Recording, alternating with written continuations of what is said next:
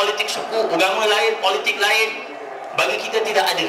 Kerana ini adalah fahaman-fahaman yang boleh merosakkan akidah umat Islam. Dan bila kita ni jadi orang politik, kita ni orang Islam kena tahu politik ni apa. Kita berpolitik ni kita kena tahu politik apa.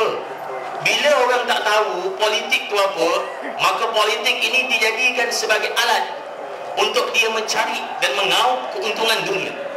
Politik dijadikan alat untuk mencari makan. Politik dijadikan sebagai alat untuk mengaup kekayaan negara. Kerana orang nampak politik ini hanyalah dari sudut suatu, memandang politik ini sebagai satu daripada jalan untuk mereka itu mendapatkan kewajipan.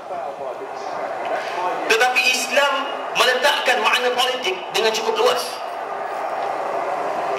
Biar kita sebut pada malam ini secara ilmiah benda ini kita sebut, supaya orang yang nak masuk dalam bidang politik ni terlebih dulu dia tahu politik ni apa benda.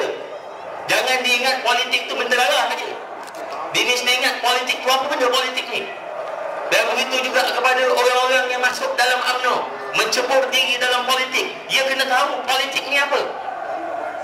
Agak-agak sepanjang kita berpolitik ni pernah kita tahu apa ta'arif politik itu sendiri.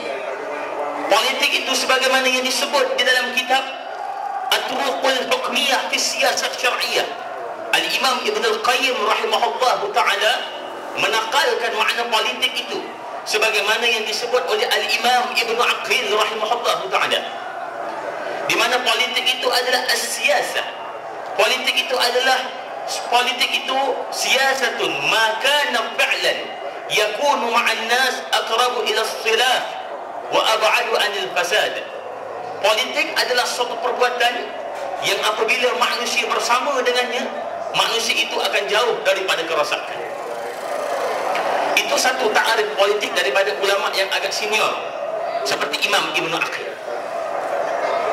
Di antara ulama kontemporari yang memberikan ta'arif politik, Al-Syeikh Dr. Yusuf Al-Qaradawi hafizahullah ta'ala di dalam kitabnya As-Siyasah Syar'iyah. Kerana politik ini dia ada dua. Pertama disebut Dr. Abdul Qadir Abu Faris di dalam kitabnya Fiqh Siyasah, dia bagi politik ni ada dua. Suatu disebut As-Siyasatul Syar'iyah, politik yang menurut syariat. Yang kedua disebut dengan As-Siyasatul Jahiliyah, politik yang tidak berasal kepada wahyu Allah Subhanahu wa taala. Apa maksud politik? Politik maksud dia tadbir umurin nas, mentadbir urusan manusia, wa syu'unid dunyahum. Politik maksud dia adalah mentadbir urusan manusia, wa syu'unid dunyahum, dan urusan kehidupan dunia mereka, bi syara'i'id din, dengan syariat agama. Ini maksud politik. Artinya saya nak beritahu pada orang Semudang hari ini bahawasanya politik itu adalah pengurusan. Politik itu adalah pengurusan. Saya nak beritahu, nak urus apa? Politik ni nombor satu, nak mengurus insan. Itu yang saya nak sebut. Nak mengurus orang. Kalau setakat nak buat jalan raya, kalau setakat nak buat jembatan, kalau setakat nak pasang lampu jalan, benda-benda ni Allah tak payah bangkit Nabi Rasul pun manusia reti buat. Tuan-tuan mesti ingat. Sebab itu di muqaddimah pembukaan ceramah saya tadi, saya bacakan potongan ayat daripada surah Al-Fajr supaya kita dapat merenung. Kita yang ada hati pelut ni, baca Quran hari-hari, kita renung ayat ni, di mana Allah Ta'ala menceritakan pencapaian yang dihadapi oleh tamadun-tamadun sebelum daripada Islam, sebelum kebangkitan Nabi kita Muhammad sallallahu alaihi wasallam, di mana Allah Ta'ala menyebut tentang kaum Ad, Allah sebut tentang kaum Samud, Allah Ta'ala sebut tentang Fir'aun, Allah Ta'ala sebut tentang kaum-kaum yang lain, dan Allah Ta'ala bawakan sekali bagaimana pencapaian tahap tamadun materialistik yang mereka hadapi pada hari ini. Walaupun mereka hidup di dalam negara yang maju, tetapi hari ini dalam pada itu mereka berhadapan dengan krisis moral yang sangat teruk. Krisis moral yang cukup teruk mereka hadapi. Contohnya Allah Ta'ala cerita tentang kaum Ad, Irama Zatil Iman. Ad tinggal dalam negeri Iram, kata Allah. Allati lam yukhlaq misluha fil bilad. Dalam negeri dia tu ada binaan yang tak ada dalam negeri orang lain. Dia mencapai suatu tamadun materialistik yang cukup memuaskan. Tetapi bagaimana mereka itu berhadapan dengan krisis moral? Berlakunya pada ketika itu, di zaman itu, sek luar tabi'i yang berlaku pada ketika itu. Kaum Thamud juga menghadapi krisis. Fir'aun yang dapat membina pembangunan menghadapi krisis kediktatoran pemerintahannya, menzalimi rakyatnya. Benda ini diabadi oleh Allah di dalam Al-Quran Karim. Lalu Allah sebut fasabba alaihim rabbuka sawta azab.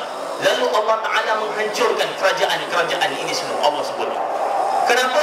Walaupun mereka mampu buat pembangunan, tetapi isu moral pada hari ini, isu mengurus manusia ini, mereka tak boleh buat. Sebab itu Nabi-Nabi, tuan-tuan sekalian, Rasul-Rasul, apabila Allah Ta'ala membangkitkan dia jadi Rasul, nombor satu disebut alla ta'budu illallah. Jangan kamu menyembah melainkan Allah.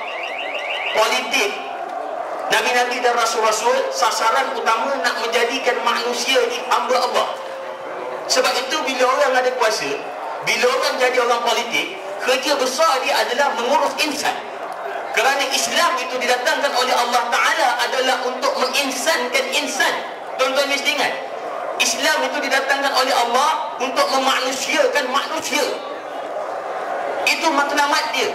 Sebab itu Allah Ta'ala sebut di dalam Quran, kita ni baca Quran, orang UMNO baca Quran, tolong tengok Quran ni molek-molek. Jangan kau baca Quran ni sedap untuk berlagu saja, tapi tolong baca Quran tu sebagai orang yang ada hati perut.